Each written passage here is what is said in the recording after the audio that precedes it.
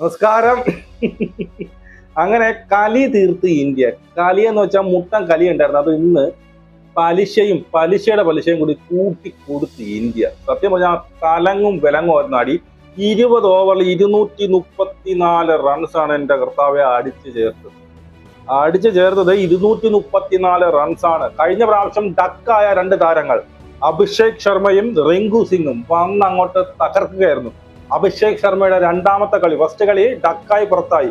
ഈ കളികൾ 47 ball നേരിട്ടുകൊണ്ട് 100 runs first കന്നി T20 സെഞ്ചുറി നേടിക്കൊണ്ട് 8 സിക്സുകളും 7 ഫോറുകളാണ് അടിച്ചത്. തുടർച്ചയായ 3 സിക്സുകൾ പറത്തിക്കൊണ്ടാണ് സെഞ്ചുറി പൂർത്തീകരിച്ചത്. തലങ്ങും വിഴങ്ങും. രോഹിത് ശർമ്മ പോയതിനു ശേഷം മറ്റൊരു ശർമ്മ വന്ന് സിക്സറുകളുടെ മേളമായിരുന്നു, സിക്സറുകളുടെ മഴയായിരുന്നു കണ്ടത്. തുടക്കം തന്നെ നമുക്ക് ഗില്ലിനെ നഷ്ടപ്പെട്ടു, 2 റൺസ് എടുത്ത് ഗില്ലിനെ നഷ്ടപ്പെട്ടു.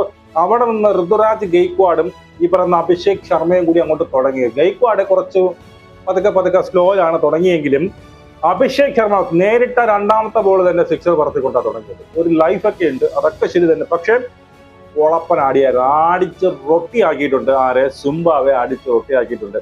100 റൺസ് എടുത്ത് ഈ പറയുന്ന അഭിഷേക് ശർമ്മ പുറത്തായപ്പോൾ നേരെ വരുന്നു പ്രൊമോഷൻ കൊടുത്ത് റിങ്കു സിംഗ് നമ്മുടെ ഫിനിഷർ വരുന്നുണ്ട്. ഫിനിഷർ വന്ന് 22 ബോൾ നേരിട്ട് കൊണ്ട് 48 റൺസ്. അവനും അടിച്ചു 5 സിക്സ്, പടുകൂട്ടൻ സിക്സ് അടിച്ചത്. പടുകൂട്ടൻ 5 സിക്സുകളും 2 ഫോറുകളും അടിച്ചുകൊണ്ട് 48 റൺസ്. അതിൻ്റെ ഇടയിൽ അതൊക്കെ ആദ്യം മെല്ലപ്പോക്കിൽ തുടങ്ങിയ ഋതുരാജ് ഗെയ്ക്വാഡ് അവസാനം വന്ന് കത്തിക്കയറി 47 ബോളിൽ നിന്ന് 77 റൺസ് അടിച്ചു. 1 സിക്സ് മാത്രമേ അടിച്ചു, പക്ഷെ 11 ബൗണ്ടറികൾ. അങ്ങനെ ഈ പറയുന്ന സിംബാബ്വെ കട്ടയും പടവും അടക്കി എന്ന് തന്നെ പറയാം. 234 എന്ന് പറയുന്ന കൂറ്റൻ സ്കോറിലേക്ക് ഇന്ത്യ. ഇതാണ് ഇതിന്റെ ലോക ചാമ്പ്യന്മാർ എന്ന് സിംബാബ്വെക്ക് തെളിയിച്ചു കൊടുത്തു. മനസ്സിലായി? ഇങ്ങനെ വേണം കളിക്കാൻ.